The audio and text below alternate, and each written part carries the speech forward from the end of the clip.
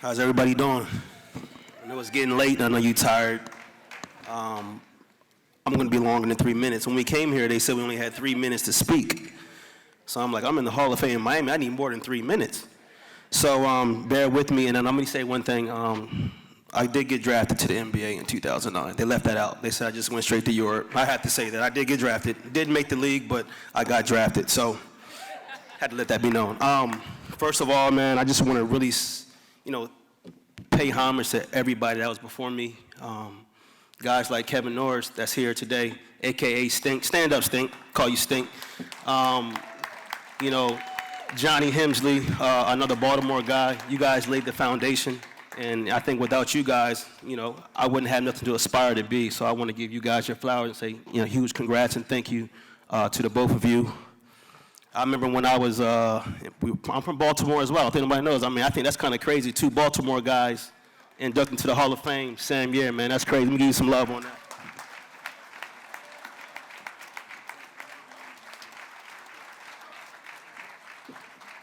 Yeah, I think that's kind of crazy, right? And I'll be honest. I'll be completely honest about this. You heard Johnny said he came from Baltimore City, which is a tough city, right? And I remember one game.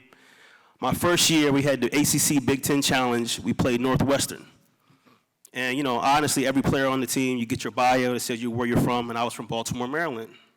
So during the game, the announcer goes, Jack McClinton from the mean streets of Baltimore, Maryland.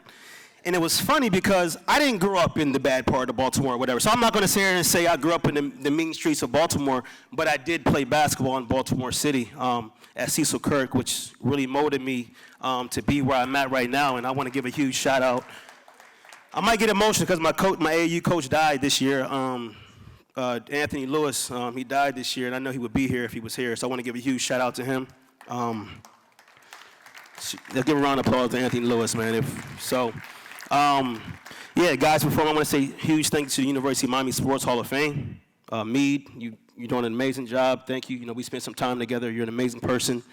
John, Ruth, thank you so much for the opportunity. I want to shout out my coaches. Well, none of them still coach here anymore, but I got to give a shout out to Coach Haith, who I played for, who ran every play for me. So I will say he ran every play for me, so that's why, I can get him up.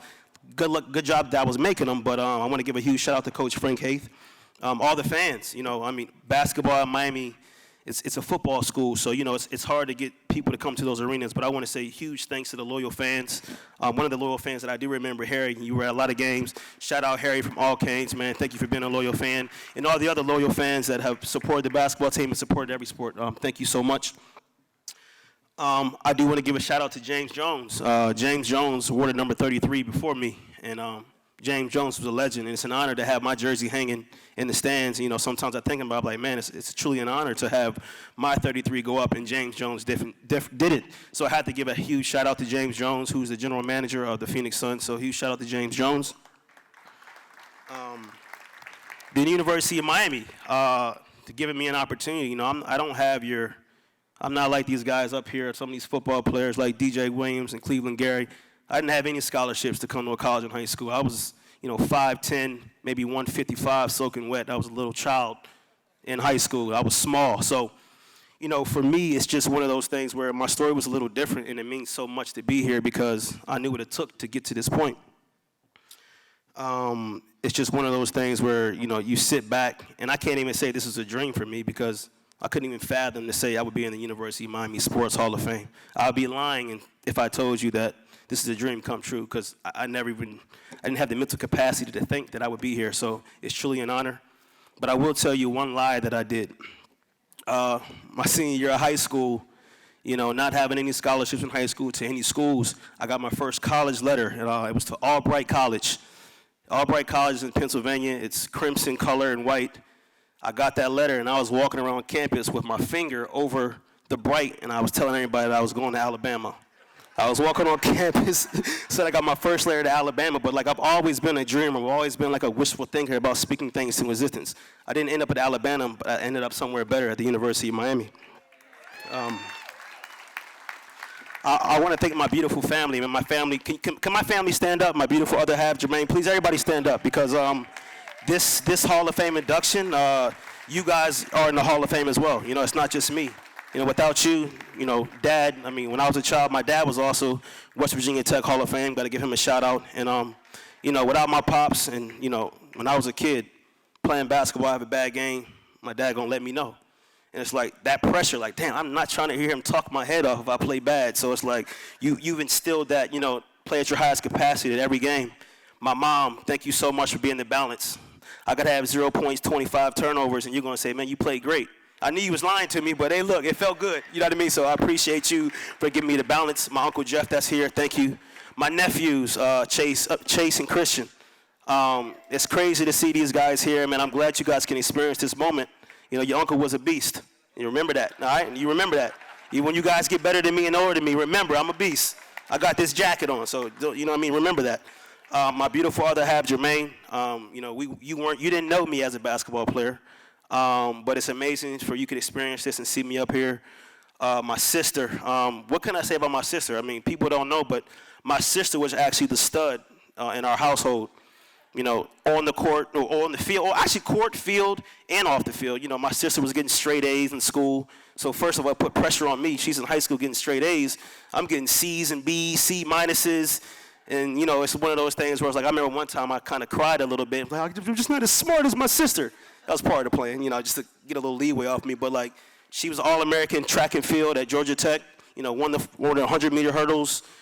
She's a stud. So I have to give a shout-out to my sister because I'm not going to lie, you motivated me to continue to work hard. That's where I'm at right now. Shout out her husband, Sanjay, also a track star, you know, Sanjay Air. Son's Chase Air, that's a dope name. Christian, thank you guys. Without my family, man, I, to be honest, they're everything to me. They instilled so much in me as a young age. Being an African-American male, I don't like to bring race into it, but as you know, in the African-American community, you don't usually come both households, both parents. I was blessed to have both my parents there my whole life, so I'm truly thankful for that. So I have to shout that out.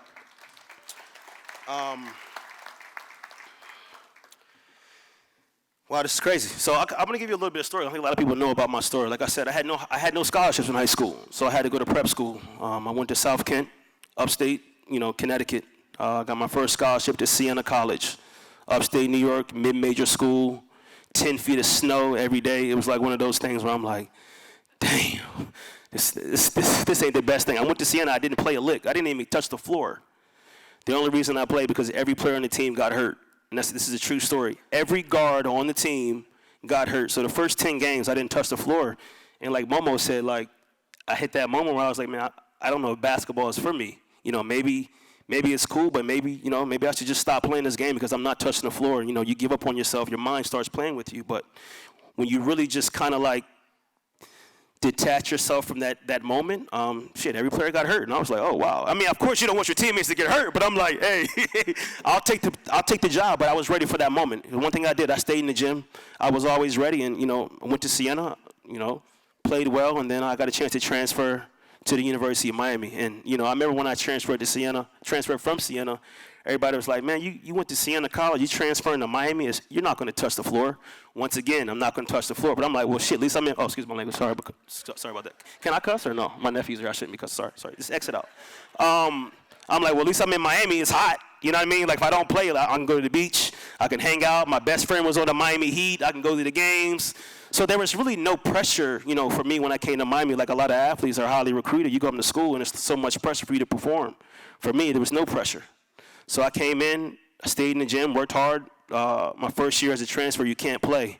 And, I just stayed in the gym. I had guys like Guillermo Diaz, Rob Height, Anthony Harris, amazing guards that I played against in practice. And I started noticing, like, these guys, I'm good. I'm holding my own with these guys. So, I remember those, Miami is a party city. I'm not going to lie. I'm not going to sit here and tell you I didn't like the party. It's Miami. We all do. You can lie and say you don't like Miami, you don't go out. I had fun while I was here. So, you know what I mean? So a lot of times sometimes I would show up late, to a workout or something. Because, I wasn't playing. I can come late. And then the team would have to run because of me. And I wouldn't have to run. So we'd wake up 4 in the morning, and I had to watch my team run. And I'm like, damn, it sucks for you guys. I'm not running. But still, just certain things that happen. I want to kind of get you guys to know me a little bit. But, like, my next year when I was eligible to play, man, I really took advantage of the opportunities. And Miami really exposed me and showed me that, it gave me that confidence in myself that You can be whatever you want to be. You know what I mean? Like, don't never allow anyone to tell you that you can't do something, because I'm a true testimony of someone that I didn't have a scholarship in high school, went to my first D1 school, didn't play. Every player got hurt. I transferred to Miami. Everybody's saying you're not going to play. But I believed in myself, at the ultimate level, and I think, the belief is everything. Your belief system is everything. A belief is nothing but a thought you thought about for a long time. So as soon as you start changing your belief system, you can do a lot of crazy things. And, I'm a kind of true story of that. So, I just remember in Miami, man, like being in this situation, I'll be making 1,000 jump shots a day. I was literally in the gym all day, every day. So, these records that you see, like someone said earlier, it's the work you put in. I shot 1,000, I made 1,000 shots a day, like literally. Made 1,000 shots a day. I was making friends with security guards, the security guard at the convocation center that let me in the gym just to get shots up, turn the lights on. I don't know if I was supposed to do that. It could have been if I got injured or something, you could have sued you guys or something, but it didn't happen. So it worked itself out. But I stayed in the gym, and I was prepared for the moment. You know what I mean? So something that really stands out for me is my junior year. It was 2002. Since 2002, Miami was in the tournament. In 2008, we went. It's been 6 years, and we went to the tournament. I had 6 points in the first half, 32 points in the second half. Ended the game with 38 points. And in my mind, I'm like, oh, it's over for me. I might can make the NBA. ESPN's going to talk about this. Everybody's going to know about me. That same day, a guy by the name of Steph Curry had 40 points. You know what happened? Nobody talked about Jack's 38 points. So nobody knew I had 38. They knew Steph Curry had 40. So it's kind of like you can see my career has been like an up and down thing to really have that perseverance, to really just keep pushing. And University of Miami put me on a platform and allowed me to really show who I was. It gave me extreme confidence. And the energy in Miami just makes you feel like you can do whatever. It's hot every day. You got beautiful people. It's a great city. Played a senior year at Miami. We went to the NIT. I got drafted, got my jersey retired. I'm thinking I'm going to the NBA on draft day. I got a call from the New York Knicks, told me, hey, Jack, you're getting drafted 29th pick. Congratulations, before the draft. So I'm calling on my friends, yo, we made it. First round pick, we getting millions of dollars. We're going to the Knicks. We're going to do fashion. We got it. Same thing happens. Like ninth pick comes, I get a call. He said, hey, Jack, we saw you had an injury on your wrist. We're actually going to pass on you at 29. I dropped to 51. Once again, you have to have that perseverance. Get drafted by the San Antonio Spurs, 51st pick. Don't make the NBA. Once again, it's back to that, that place where you're like, man, like, am I doing the right thing? Played overseas for 3 years, had a good career, made some decent money. Played in the NBA Developmental League my 4th year, blew my knee out. So now I'm like, okay, once again, what I'm going to do, I'm going to keep playing this game of basketball, or am I going to, switch it on to something else? At this point, I'm like, it's time to let the ball go and build business. And right now, I have my own business. I'm a CEO, an entrepreneur. I'm sure it's a lot of people here, and it's not easy, you know what I mean? So it's really not easy. I'm just here to say it's not easy. So all you guys here, if you want to support me, you can support me, because it's not easy being an entrepreneur in this world where you want as much support you can. So I want everybody to do an exercise with me right now. You see a pamphlet in front of you? If you see a pamphlet in front of you, I want you to pick your pamphlet up. Can everybody do that for me? I think it's pretty easy. Just pick the pamphlet up in front of you. All right. Turn to page 47. No, just turn to page 47 for me. It's page 47, the last page, but they put me the last page. Come on, Johnny. So, I created this hoodie for my company, Active Dreamers. Active Dreamers was really created, by me to inspire the youth to follow their dreams. And, it's turned into really now inspiring college athletes, professional athletes, to help them monetize and maximize their brand. And, when I was in college, they didn't have NIL deals. I couldn't get paid for anything. So if you guys want to pay me for NIL, scan your QR code on that picture. All you got to do is put your phone on. It's very simple. You don't got to go to a website.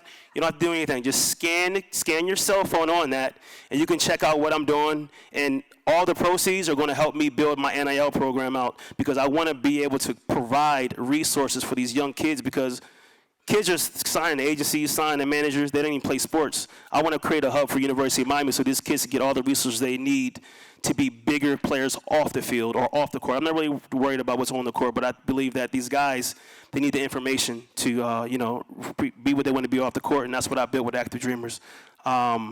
I want to say thank you again to everybody for coming out here right now. It's truly an honor. I still can't believe that I'm here talking on the stage at such a school as Miami, such rich heritage in sports, such rich heritage in academics. And I want to thank all you guys for, staying up. I mean, what time is it? 10:11 right now. It's pretty late. So I want to thank everybody for coming out. And it's a truly an honor to be here. And I would love to support. And anything at Miami, from the Sports Hall of Fame to the university, if you need me for anything, call me, because I'm willing to help. And I know I went through a lot of stuff as an athlete, and I have a lot of knowledge to share with the young kids. So if you need anything, you got my number, you got my email, whatever you need to do. And it's truly an honor to be here. Thank you for everybody for showing up. And thank you. I was thinking about that all day. Was it good? It wasn't the thank you. Is that good or no? Was it good? All right, cool. Thank you. Appreciate it.